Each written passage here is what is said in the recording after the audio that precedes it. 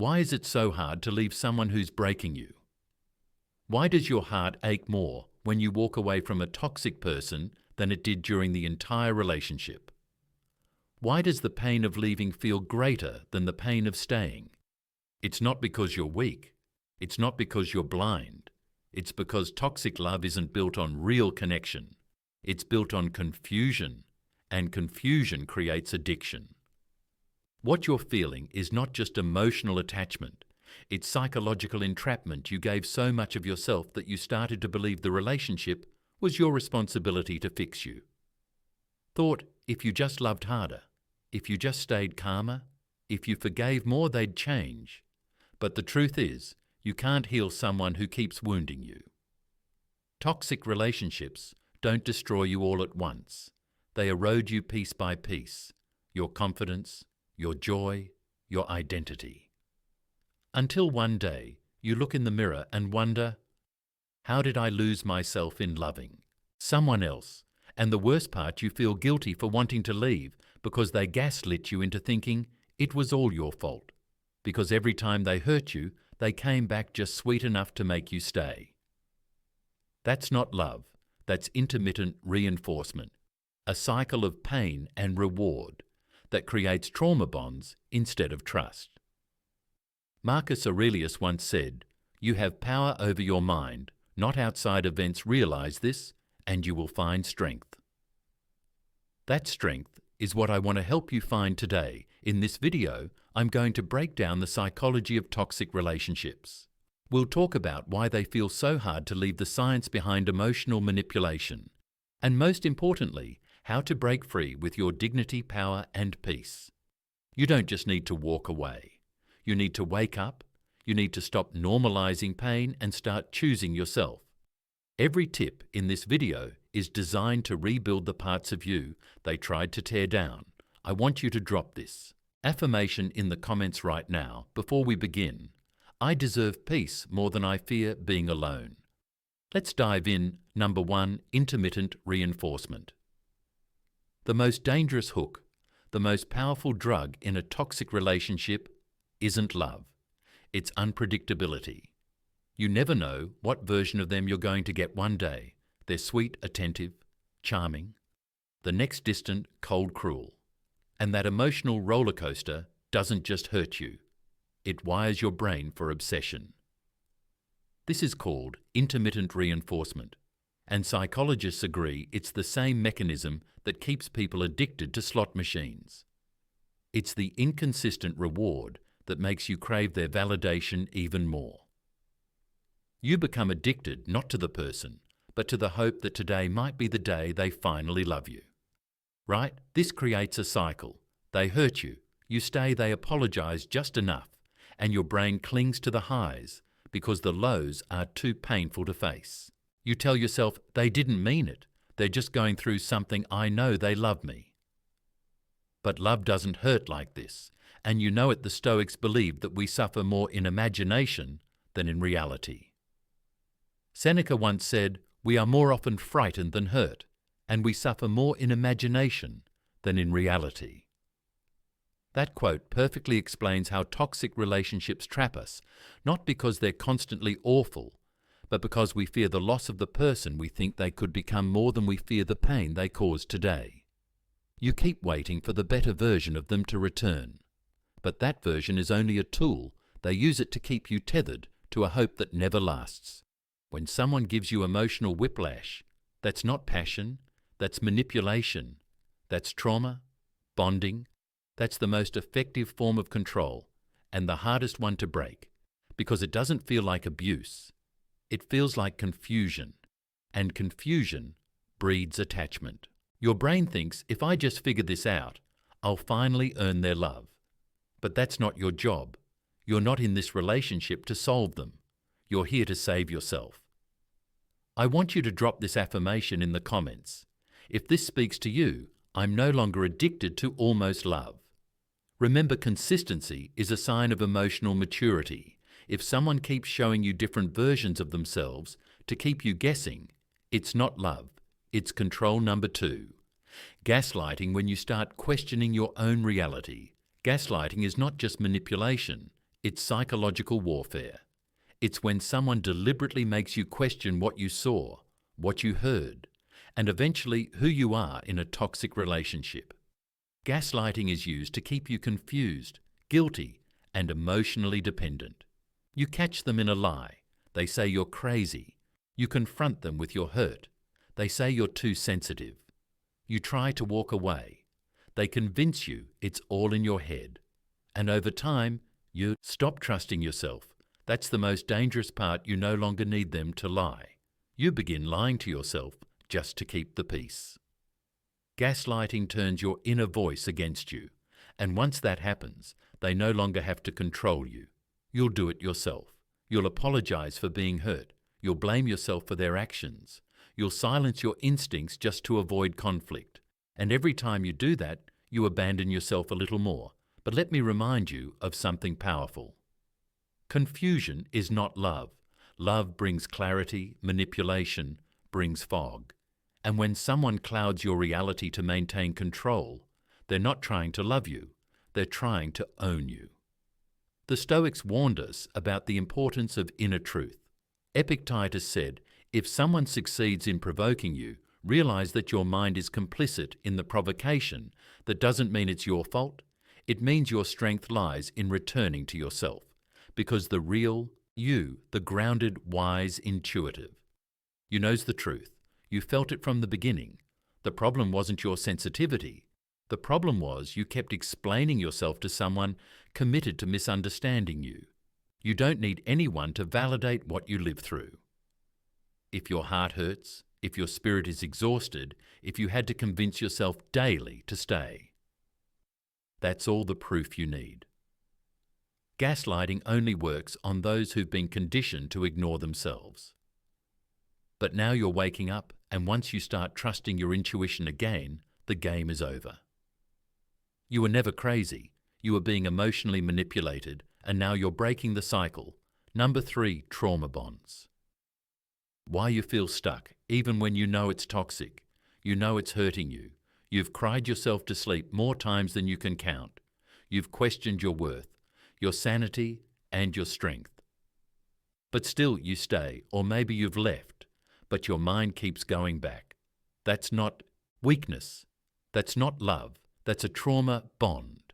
And trauma bonds don't form through kindness. They form through pain, unpredictability, and emotional starvation. When someone treats you poorly, then offers sudden moments of affection, it creates a neurological trap. Your brain starts linking the rare highs with emotional survival, so you crave them like a drug, desperate for that next good moment to numb the constant low. This is the cycle that breaks people. The toxic person mistreats you, then becomes the only source of temporary relief, and you start believing you need them to feel okay again. It's like your mind has been hijacked, but it hasn't been hijacked by love. It's been hijacked by inconsistency. And that's why leaving hurts so much, because when you walk away from a trauma bond, your brain doesn't just miss the person. It goes through withdrawal, like detoxing from poison. You shake, you cry, you question everything. But don't confuse pain with mistake. Breaking a trauma bond will hurt, but staying in it will destroy you. The Stoics understood this. Seneca said, "It is not that we are given a short life, but we make it short by wasting time every day spent trapped in emotional chaos. Is time stolen from your peace, your growth, your future? You're not obligated to stay loyal to someone who feeds on your insecurity. You don't have to wait until you're fully healed to leave. Sometimes leaving is what starts the healing." The truth is, trauma bonds aren't about love. They're about survival. They're forged when your nervous system starts associating safety with someone who actually causes danger. But you don't have to live in survival mode forever. You don't have to keep explaining your pain to someone who thrives on your silence. You don't have to shrink just to be tolerated. You're allowed to outgrow the very people who once made you feel seen, because real love doesn't make you feel broken in order to feel chosen. Your freedom starts the moment you stop calling dysfunction normal. You are made for more than cycles of false hope and quiet suffering. Number 4, fear of being alone, the trap that keeps you settling. This is the one nobody wants to admit, but it's real. One of the biggest reasons we stay in toxic relationships is because deep down we are afraid of being alone. Not because we don't know we deserve better, but because the silence scares us.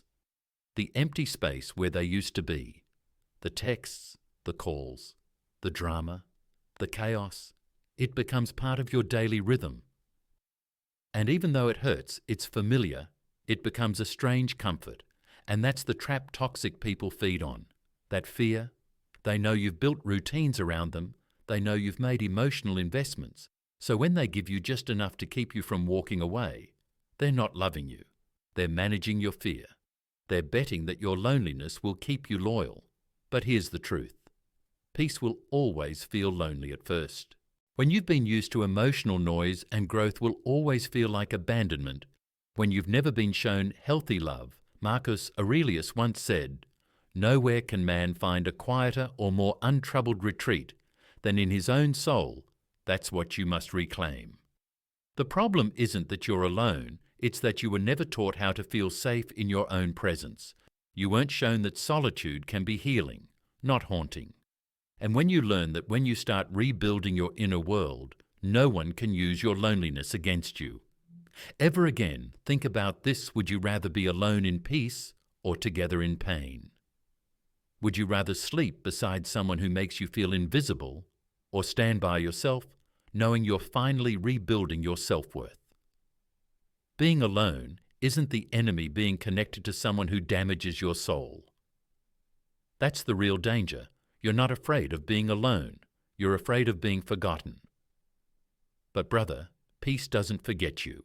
Purpose doesn't abandon you, and self-respect doesn't require you to beg. You were not born to tolerate chaos just to avoid silence. You were made for deeper love, and it starts with the love you give yourself. In the quiet number 5 identity erosion, when you lose yourself in the relationship, one of the most subtle but devastating effects of a toxic relationship is this: you stop recognizing yourself slowly, piece by piece. Your identity is chipped away. You start adjusting your behavior just to avoid conflict. You stop doing things you love because they made you feel guilty. You silence your opinions, ignore your boundaries, and begin to question your worth. All to hold on to someone who was never holding on to you the same way. And what makes it more dangerous is that it doesn't happen all at once. It's a slow erosion. You don't even realize you've been disappearing until one day you look in the mirror and don't know who you are anymore. This is what toxic love does. It demands that you abandon yourself to stay connected to someone else. And the cost is massive. Your passions fade. Your voice weakens. You become reactive instead of intentional. And the more you lose yourself, the harder it becomes to leave, because now you're not just attached to them, you're detached from you.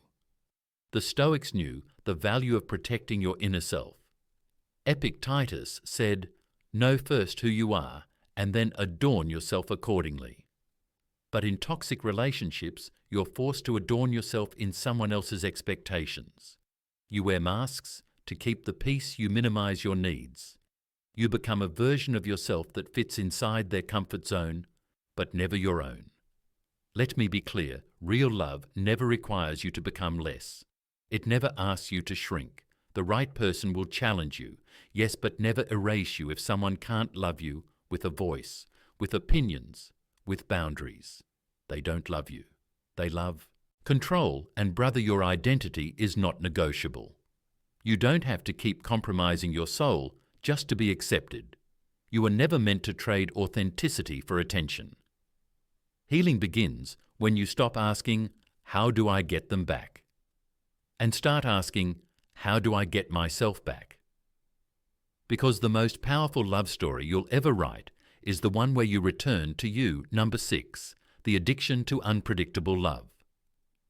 This is the psychological weapon toxic relationships use most, and it's terrifyingly effective. Intermittent reinforcement is when someone gives you love attention or validation at unpredictable intervals. One day they're kind, present, loving the next. They go cold, distant, even cruel.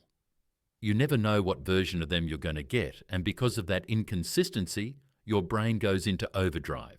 It craves the next high, the next good moment. You end up chasing love like a gambler at a slot machine, hooked on the possibility of a win even when the losses keep stacking up. This is how emotional addiction is formed, not through consistency, through chaos. Psychologists say intermittent reinforcement is one of the strongest forms of conditioning known to the human mind and toxic people. Whether consciously or not, use it to keep you emotionally tethered. You stay not because they treat you well, but because you remember the version of them that did. And you keep hoping that version will come back. But the truth is, that version was just bait. And the longer you stay, the more your nervous system is rewired to accept inconsistency as love that's not love, that's survival. Marcus Aurelius once wrote, "The impediment to action advances action. What stands in the way becomes the way." This is your call to stop waiting for the version of them that was never real. The unpredictability isn't a phase, it's the pattern. And as long as you stay in it, you will never feel safe, never feel grounded, never feel enough. Because the game is rigged, you're being trained to settle for crumbs and call it a feast. It's time to break the addiction, not just to the person, but to the emotional roller coaster. You have to stop equating intensity with intimacy. Healthy love feels steady. It feels clear. It doesn't confuse you, punish you, or make you beg. You don't need to prove your worth to someone whose love feels like a test. You keep failing. Love is not a gamble, and you are not made to live in emotional debt. You are not crazy for wanting stability. You are not weak for walking away from inconsistency. You are finally recognizing that peace is more valuable than the highs and lows of toxic attachment. Number 7, when they make you doubt your own reality. This is one of the most dangerous weapons in a toxic relationship.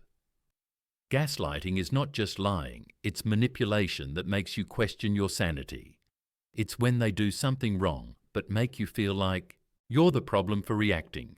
It's when they hurt you. Then say you're being too sensitive. It's when you express a boundary and they twist it to seem like you're selfish or unstable, and over time you start believing them. You stop trusting your own emotions. You apologize for things that weren't your fault. You second-guess what you saw, what you heard, what you felt. You lose confidence in your own mind. That's what makes gaslighting so toxic. It doesn't just affect the relationship. It invades your identity. You start shrinking around them. You question your memory, your intuition, even your reality. And eventually, you no longer know if you're overreacting or if they're just really good at making you feel small. The goal of gaslighting is to keep control, because the moment you start trusting yourself again, you become powerful. The moment you start saying, "No, this happened, I saw it, I felt it, I'm allowed to feel this way," you break the spell. Stoic wisdom teaches us to stay grounded in truth even when emotions run high. As Epictetus said, "If someone succeeds in provoking you, realize that your mind is complicit in the provocation." But here's the difference. You can take responsibility for your reactions while still refusing to accept manipulation. This isn't about blaming yourself. It's about reclaiming control over your mind. Gaslighting can only work when you abandon your inner compass. You fight it by staying rooted in clarity, in calm, and in self-rust. You must rebuild that self-rust brick by brick. Start journaling your experiences, start validating your feelings. Speak to people who see you clearly. Remind yourself every day, you're not crazy, you're not too emotional, you're not hard to love. You are just trained to believe that your pain was an inconvenience, but your pain is valid. Your boundaries are sacred. Your truth is non-negotiable. You don't owe anyone the soft version of your experience just to keep the peace. The person who makes you question yourself is not your healer. They're the reason you need healing. You don't need to explain your truth to be free. You just need to own it. They tried to break you, not always with fists, but with silence. with confusion, with words that twisted your mind. They made you question your worth, your instincts, your memories. And yet here you are, still standing, still healing, still reaching for truth. The hardest part of leaving a toxic relationship isn't walking away. It's walking back to yourself. It's realizing how much of your identity you gave away just to feel loved. It's mourning the version of you that accepted pain as normal, and it's forgiving yourself for not knowing better. Because now you do. Seneca said, "We suffer more often in imagination than in reality." But today, you stopped imagining a version of them that only lived in your hopes. You face the truth, you expose the cycles, and you've chosen something better. You're toxic. Love conditions you to accept less stoic love. Real self-love teaches you to demand more from yourself and others. You're not broken for wanting clarity. You're not weak for choosing peace. You're not dramatic for saying, "I deserve consistency." That is strength. That is awareness. That is your rebirth. So to everyone watching, I want you to drop this final affirmation in the comments right now. I choose healing over chaos. I return to myself. And if this video lit a fire in you, if it gave you clarity, courage, or even just a moment of peace, do not keep it to yourself. Like this video, share it with someone who needs it. And most of all, subscribe. Because this channel isn't just about relationships. It's about rebuilding your relationship with yourself. One truth at a time. Your journey doesn't end here. This is where it begins.